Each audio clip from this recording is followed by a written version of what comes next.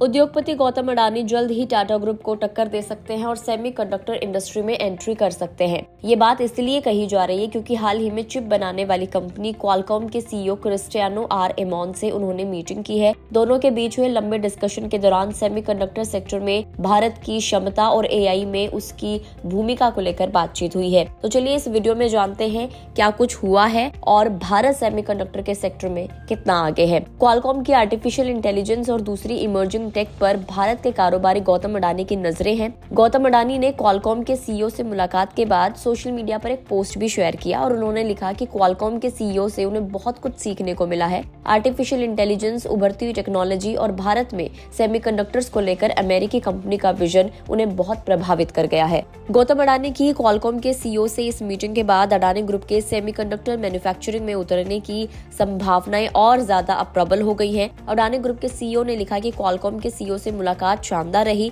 वो भारत को लेकर एक शानदार सोच रखते हैं। अमेरिका की चिप मेकर कंपनी क्वालकॉम दुनिया के अलग अलग बाजारों को लेकर स्पष्ट नीति रखती है। चलिए अब जानते हैं कि भारत में सेमीकंडक्टर का जो सेक्टर है वो क्या कुछ कर रहा है। तो भारत में फिलहाल सेमीकंडक्टर इंडस्ट्री अपने शुरुआती दौर में है। भारत ने देश में सेमीकंडक्टर मैन्युफैक्चरिंग को बढ़ावा देने के लिए तेजी से प्रयास भी किए हैं। अमेरिकी कंपनी माइक्रोन टेक्नोलॉजी का सेमीकंडक्टर प्लांट गुजरात के साणंद में बन रहा है। इस प्लांट में असेंबली, टेस्ट, मार्किंग और पैकेजिंग की जाएगी। माइक्रोन टेक्नोलॉजी इस प्लांट पर लगभग 22,500 करोड़ रुपए खर्च कर रही है और ये देश का पहला high and semiconductor fabrication plant होगा। ये प्लांट न सिर्फ सेमीकंडक्टर मैन्युफैक्चरिंग के लिए इकोसिस्टम तैयार करेगा बल्कि इससे जुड़े कच्चे माल के प्रोडक्शन को भी आगे बढ़ावा देगा। ये प्लांट भारत में इस तरह का इकलौता प्लांट है और देश के सेमीकंडक्टर इकोसिस्टम में एक बहुत ही इंपॉर्टेंट रोल प्ले करता है। इसके अलावा हाल ही में सरकार को इजराइल की टावर सेमीकंडक्टर और टाटा ग्रुप से भी प्लांट बनाने के प्रपोजल मिले थे।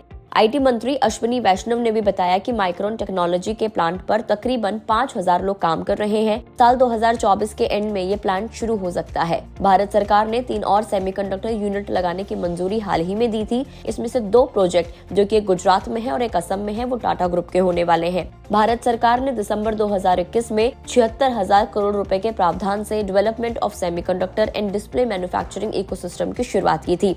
हम लोग क्वालकॉम की बात करें तो क्वालकॉम दुनिया की उन टॉप कंपनीज में शामिल है जो मोबाइल फोन्स के लिए चिप डिजाइन और मेकिंग करती है। इसके अलावा कंपनी वायरलेस टेलीकॉम प्रोडक्ट्स के डिजाइन और मैन्युफैक्चरिंग में भी आगे है। जबकि अडानी ग्रुप ने 2022 में पोर्ट्स, लॉजिस्टिक और इलेक्ट्रिसिटी प्रोडक्शन में निजी इस्तेमाल वाले नेटवर्क के लिए 5G स्पेक्ट्रम की एक छोटी सी मात्रा खरीदी थी।